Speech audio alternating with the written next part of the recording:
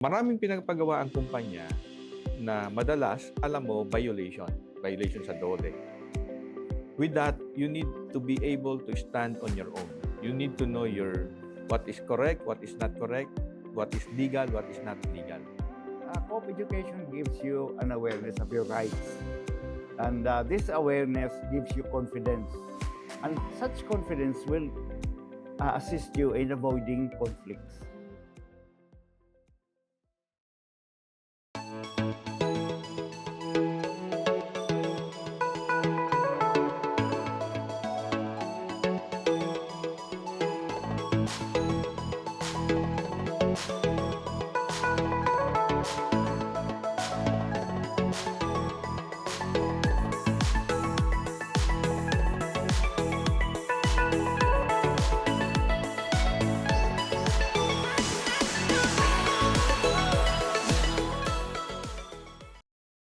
So sir, let's move naman kaya sa insurance. Meron din ba mga ano dito? May mga nakaplan siyang plano?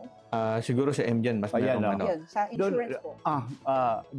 Doon naman sa co-op insurance, ang pinakamalaki doon is yung sa micro at saka sa yung mga weather protect kasi calamity kwan tayo eh. So those are the kind of insurances na kwan natin. Plus yung hindi pa masyadong na develop na husto is for agri for agri crop insurance, no? Kasi may mga problema nga with PCIC kasi matagal ang kwan, and then even PCIC na kung na volleyball na yan, na basketball na sila, yung napunta sa anong agency hanggang sa office of the president na doon na sila. So para yung sa micro insurance talaga ang pinaka-importante. Inclusion kasi yan eh. Everybody will be covered. At saka yung one of the things na tinitingnan nga namin is may kwan pala yung ACC, yung Employees, yung government yeah, agency po. oo. Yung how to make use of the benefits sa ACC. Yun ang isa.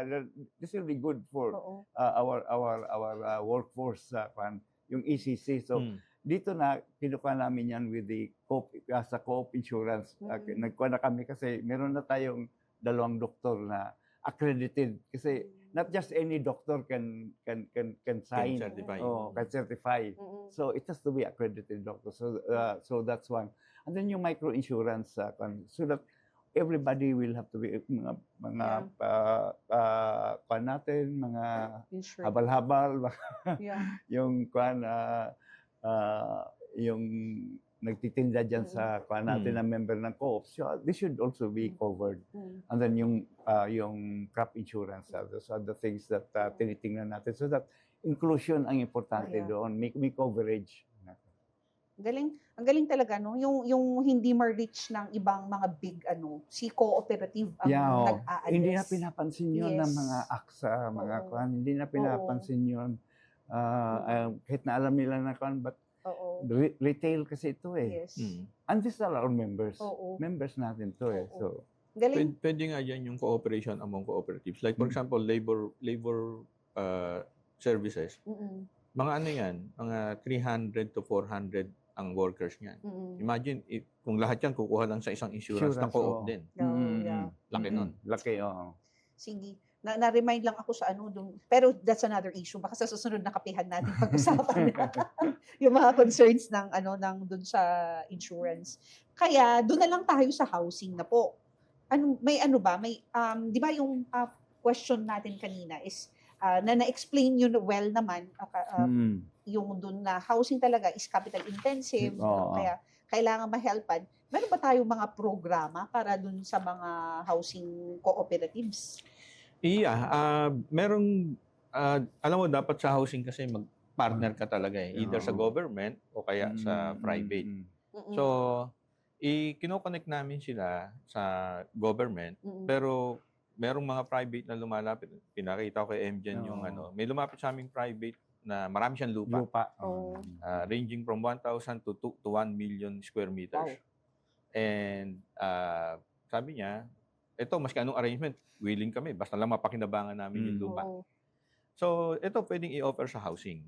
na mag-partner sila, joint venture sila para mapakinabangan niya yung lupa niya. Tayo naman, yung housing co-op natin, magkaroon siya ng magandang project. And again, yung mga member ng Pag-ibig na nasa labor service, pwede nating itap yun. Yeah. Galing. So, and dyan, meron ba kayong dagdag po doon? Ang kwan yan is underperforming, di ba? Nakita natin sa statistics natin, underperforming kasi marami doon na it's the matching again of capital at saka labor. Pero ang hindi lang natin masyadong na internalize is the downstream industries that it can create. Yung isang unit ng housing, it could be single detached or medium rise or high rise. Ang laki ng contribution noon sa multiplier effect noon sa economy and in the sector itself. Kasi yung labor, nagpo-provide ng labor yun. Marami tayong mga labor co-ops na nagpo-provide sa MDC, sa mga ibang malalaking kwan. Tayo nagpo-provide ng labor force doon. Another thing doon sa yung pinuntahan natin sa Germany, di ba? Oo. Yung housing kasi dito sa Pilipinas, ang mindset nila is to own the house. Di ba? Parang gano'n. In Germany, yung napag-aralan namin ni Emjen, rental. Rental lang, Rental. So, but the kind of rental, nasa city ka, para ka na rin may bahay. Assured ka, hindi ka papaalisin. As long as nagbabayad ka ng renta. Hindi. Talagang rental lang siya, pero as long as nakakabayad ka, wala kang problema. Wala kang problema. Parang tourist title. Yes. Para ka na rin may bahay. Oo. Ngayon, yung advantage, yung renta mo, compared mo sa private, mababa. So, para ka na rin may bahay. Oo, so mababa ang rate. Mababa. Affordable. Tapos yung maintenance, sagot nila. Kasi, like, tingnan mo yung mga housing ng government na magkakatabi, pag nasira, walang gustong gumalaw kasi they own it. Diba? So sila, they will make sure na tama yung nagagawa yan. Parang sarap pag-aralan yung model na yun. Yun ang kasama sa education yan. Kakagating ba? Kasi meron tayong kwan dyan, in between yung use of rack. Yung use of rack, that's also another model. Dito naman sa yung model ng Germany at saka sa UK, ginagawa din yun. As early as bata pa sila, high school member na sila, nakapila na sila. Nakapila na. When they need it, pag nag-graduate ba sila, even before kung kasi sa kanila, senior high, pwede ka nang magtrabaho Yun ang nila. So, pwede ka na kumuha ng housing kasi nakapila ka na Yung winave mo lang na kasi hindi mo pa kailangan. But, may rights ka na sa Galing nun, no? Bata pa, meron na. Kasi nagkukuhan ka na Or kasi, yung parents mo, binabayaran ka na. Kasi ang priority based sa pila Parang sarap yun i-sell, kunyari sa mga high school students. Parang, meron ganito. Para kung pagka-graduate nyo na. Gandang model nga. Parang masarap pag-aralan ng deeper. May pakita natin na merong dito, merong model na makikita nila na success may success stories. Yun. Sana merong cooperative sa atin na na aralin talaga yung model. Yun ang ambisyon namin. Yun ang gusto namin develop. Sa sector. Sa sector natin. Parang sarap balikan tong episode na to. Tapos tingnan natin nung nangyari na yung pinag-uusapan natin. Reality. Ang ganda nun. Pero sige, moving forward, na-excite lang ako doon. Sir, meron pa bang mga other plans ng cluster na hindi natin napag-usapan? Yes, sa workers. Yung workers cooperatives, itinutulak namin sila doon sa food security projects. So, for example, egg production. So, merong cooperative sa Region 6 na pinaan namin sa egg production. But this is really intended for workers. So, merong marunong sa egg production, they're into it for 50 years. And willing sila magturo, everything, sila pa rin ang bibili ng produkto. So, wala kang problema sa market kasi But yung technology, yung sources, kasi yung egg production, hindi naman pwedeng kung ano-anong sisiw lang yung kukunin mo. Kailangan alam mo kung saan kukuha na maayos yung sisiw. They knew it. Sila, yung food ng chicken, everything. They will teach it to you, and then pag gumana na yan, sila yung bibili. Oo. So, they will share their experience.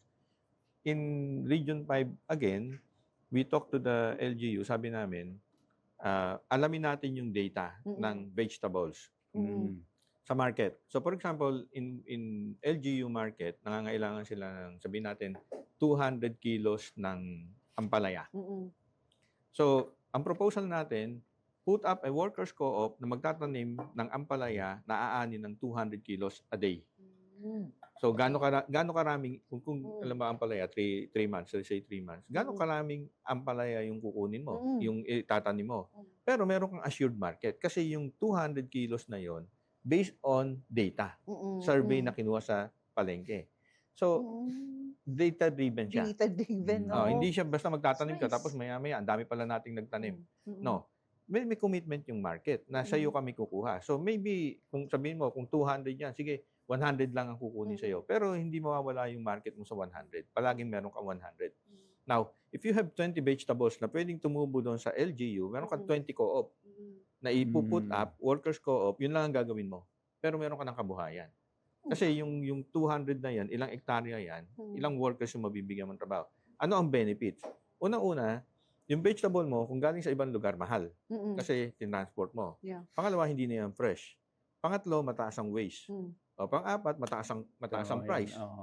So ang daming disadvantages. Pero pag kinuha mo siya dito, fresh yung vegetables mo, mura, mura ang tinda, mura ang cost, wala kang masyadong transportation. Tapos, wala kang masyadong tapon. Kasi, kung ano lang yung kailangan ibenta, yun lang ang dinadala sa'yo. So, everybody happy. Yeah. Nakapaggawa ka pa ng co-op. So, imagine 20 co-ops doing that. So, yun yung plano namin sa workers. Sir, dalhin nyo na yan sa Cordillera Administrative Region na.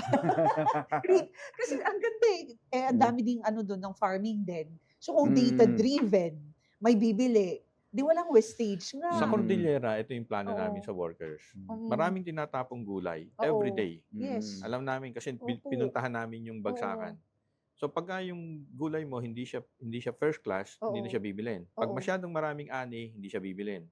So araw-araw yan nagtatapon.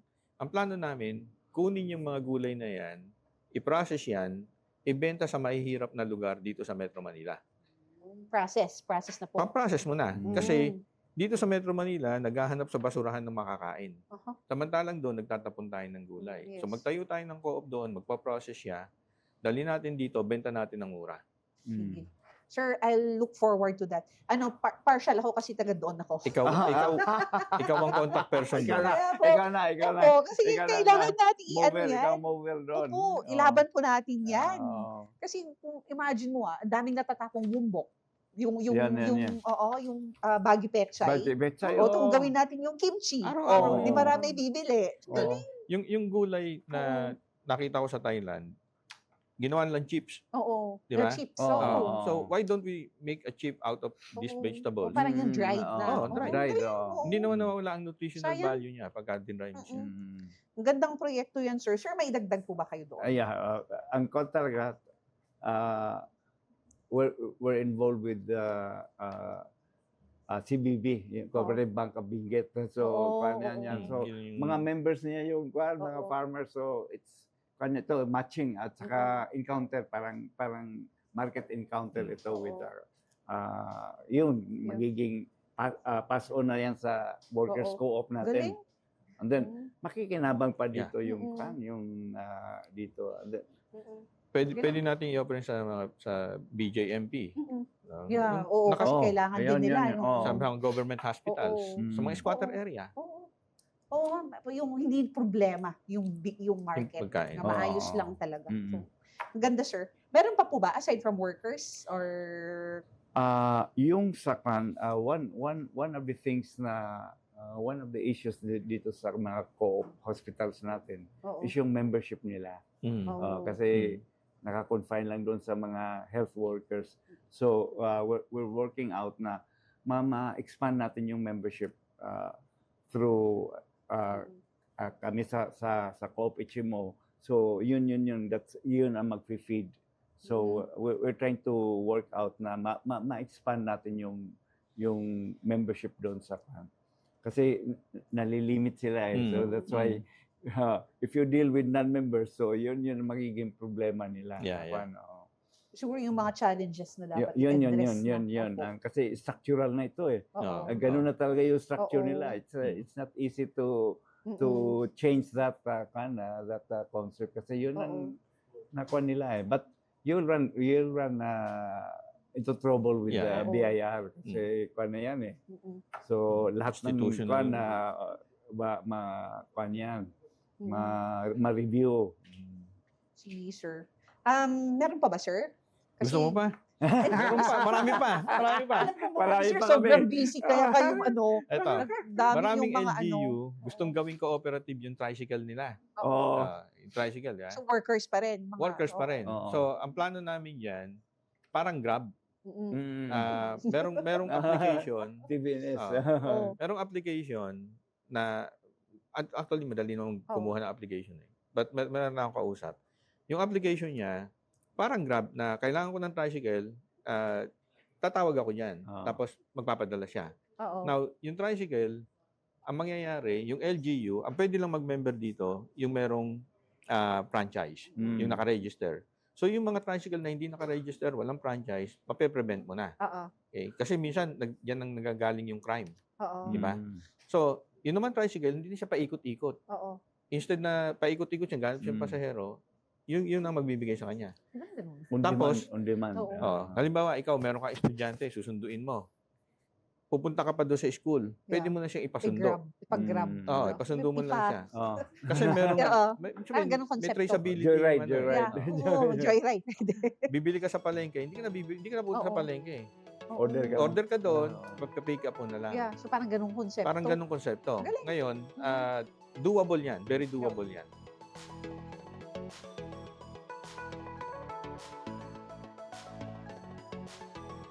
Hi again, everyone. So this is the third and last segment of this episode.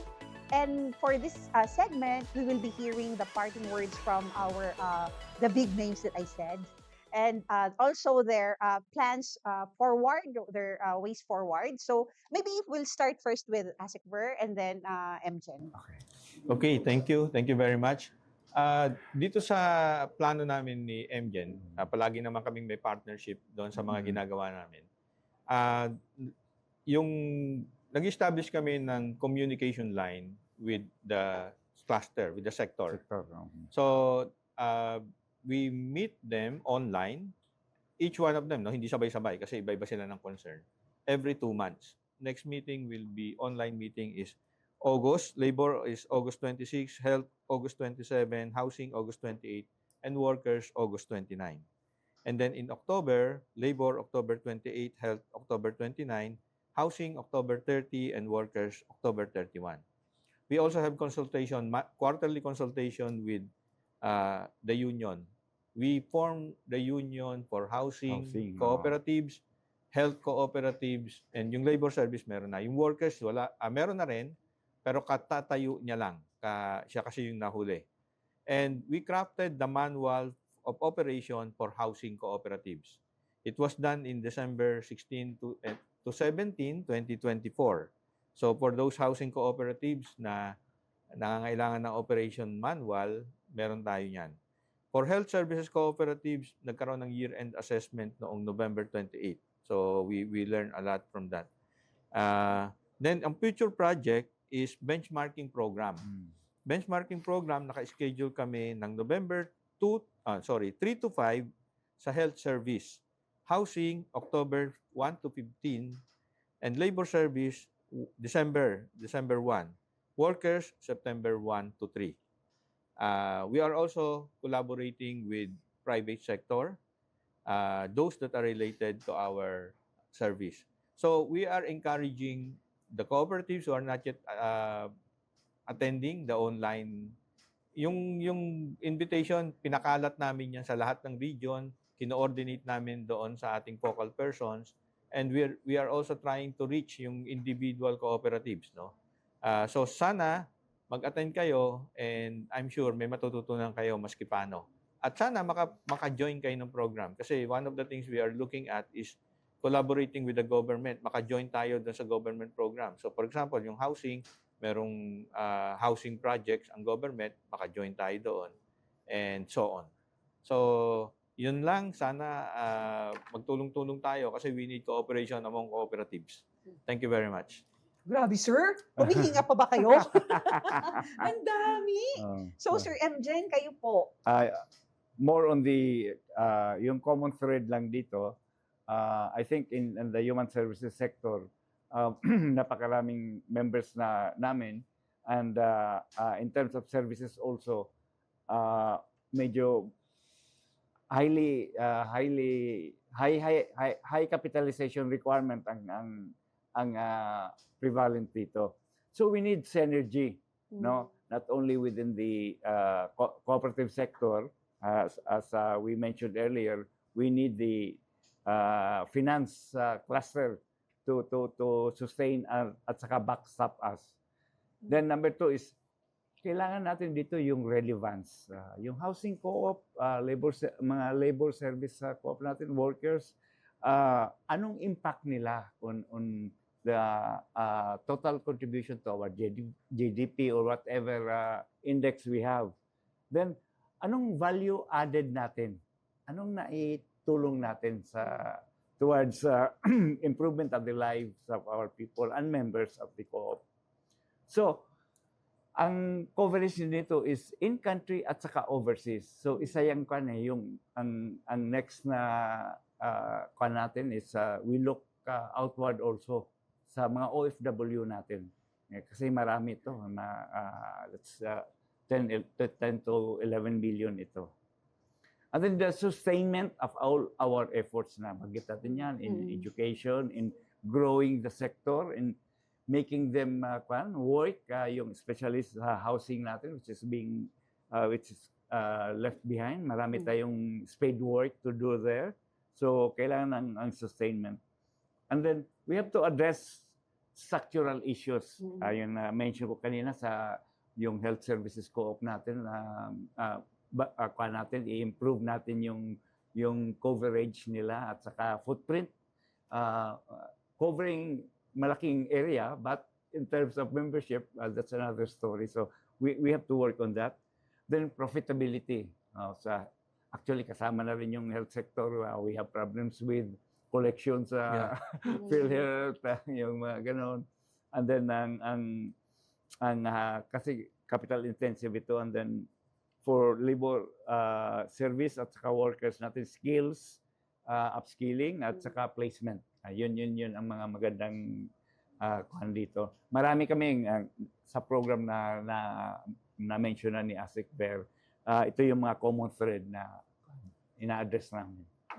And I think we'll never run out of work sa kuhan natin. Hindi kami maubusan ng trabaho. So it's a sector for everyone in the cooperative sector na you get involved sa sector namin, hindi kayo mawawala ng trabaho. Ay, grabe. Parang, for me, that's the best kapihan ever in my entire life. I love coffee, but this is the best kapihan. I've learned a lot. We started with the statistics and medyo may part doon na medyo nanlumo ka, but with these two big names, parang yung hope ko tumaas. Parang nawala na yung, parang sabi ko may agam-agam sa mga statistics na to eh. But talking with them, it really gave me hope.